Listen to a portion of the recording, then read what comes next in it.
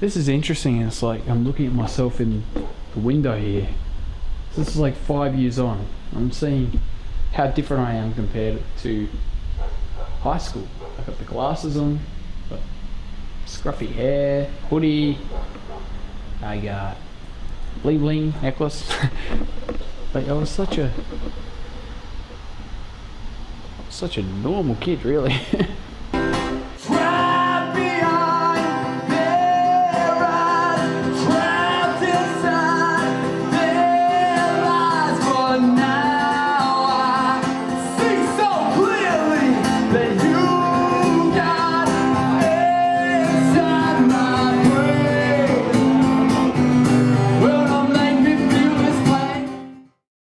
First time that I was able to show the public that I could sing, because I got up when I was 10 years old and sang Break Me Shake Me by Savage Garden, and from that moment on the audience gave a really big applause. I don't think I really even done that well, like I just stood there and just sang my song. Yeah. But I've carried something since that night, like that huge roar of applause. Like at the end, I was just like, wow, and just threw my arms up in the air in victory, and it was like, yes. And ever since then, I've always acted like, this is my stage, this is my area, I have control over this right now. And I carry that everywhere I go now. Ever since that night when I was 10 years old, I was like, new world opened up to me.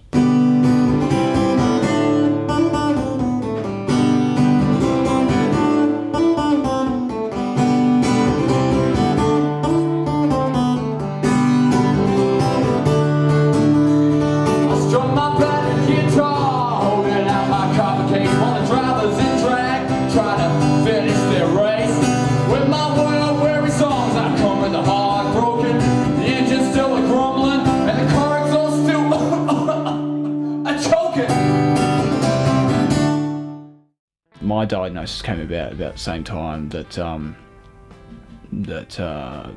Aspergers was getting called Aspergers syndrome, and people were able to, figure out, okay, this kid's a little bit different, this is what's going on with him. Asperger syndrome, it sort of affects coordination, hand-eye coordination, although I've gotten better with that. I can play guitar, so socialization, although I've gotten better with that, which is because my passion is music, I have to deal with people all the time, so that's gotten better. Organisation, can be a little bit messy about things. I mean, I had to clean my room before we did this interview. But Asperger's became an issue when I got to high school, because it's high school, you're immature, and you start picking out the differences in people. This is where I spent my high school, and this is where a lot of the stuff took place. Stuff? A lot of the teasing. It's where you became stronger? What did you say? No, I became stronger when I left. But this experience? I was weak here.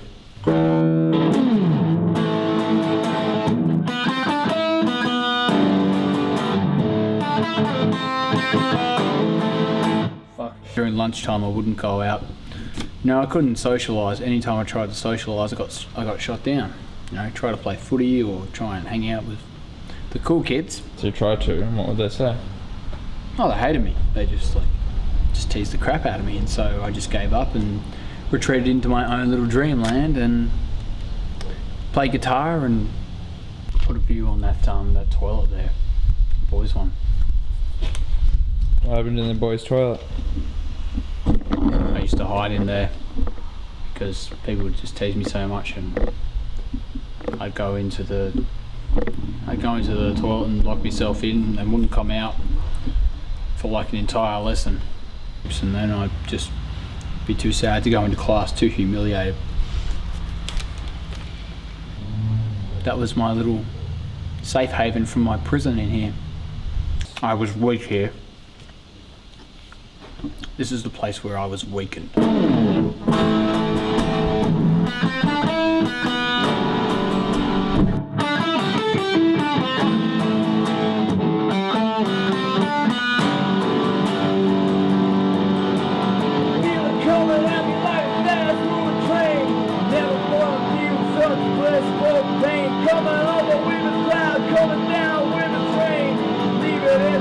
like a dirty blood stain.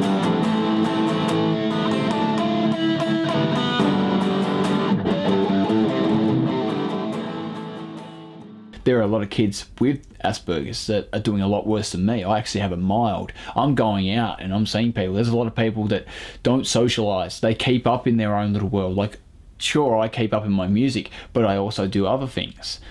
Like, a lot of people with Aspergers don't do that.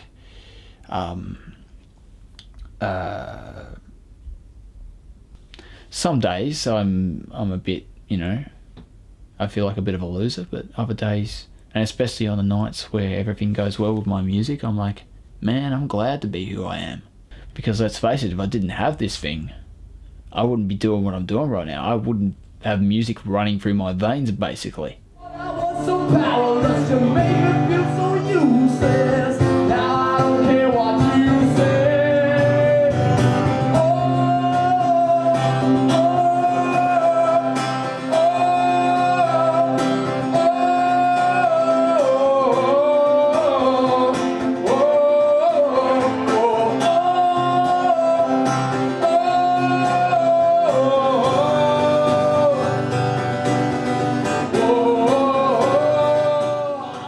There's one song that I wrote called Beat of My Heart. One of my dreams was to have people sing a song to me back that I'd written. And I got that with that song. They know pretty much the whole, especially the chorus, like they just belt out the chorus to me, and every time I play that song I say, that's your song. High school was such a prison for me. Like, I had no freedom whatsoever, and I remember the last day and the leavers dinner and feeling this enormous amount of freedom, and that holiday that I had before college was awesome. It was like just having a bit of fun and getting ready for what I thought was going to be my next life, and I was right. It was like I was reborn and a different person. I don't think that kids really know these days how effective bullying can be. Like, they think that it lasts, maybe the effect lasts a few days, and they think it's all funny. But if you're bullied really severely, the scars don't go away. They stay in your mind. They're a reminder of, oh, you're no good, and you're forever trying to prove yourself. And actually, I think that's where a lot of the fire came from, was these people saying that I couldn't do anything, and me being so fucking humiliated that I just said, nah, I'm going to keep going and I'm going to show you. And, that's what I've done.